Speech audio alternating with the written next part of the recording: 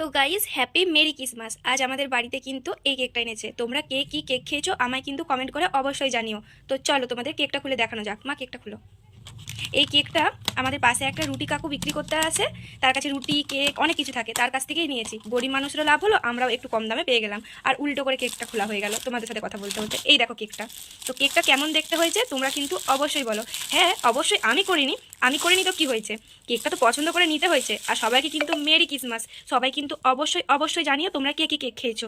আজ সকালে আমি কিন্তু একটা রোল কেক খেয়েছি, পেস্ট্রি কেক খেয়েছি, আর এখন এই কেকটা খাওয়াবে। আর এই কেকটার ওপরে কত সুন্দর সুন্দর দেখো ডেকোরেশন করা আছে, দুটো কাজু, চার মগজ, আর কি দারুণ দেখতে লাগছে। তো চলো কেকটা কাটার আগে একটা ছবি তুলে নেওয়া যাক।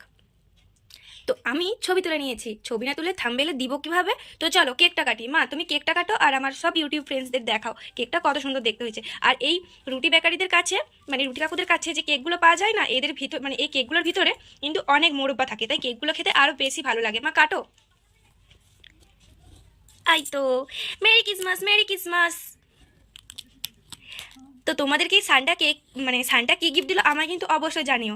আর আমাকে কিন্তু সানটা একটা জামা গিফট দিয়েছে। আর আমাদের সানটা মানে তো কে, তোমরা তো সবাই জানো। আর তোমরা কিন্তু অবশ্যই বলো আমাদের সানটা মানে কে। এই দেখো কেকটা কত সুন্দর দেখতে। তো আমি কেক খাই আর তোমরাও কিন্তু কেক খেয়ে আমায় বলো তোমরা কে কে কেক খেলে। Bye bye.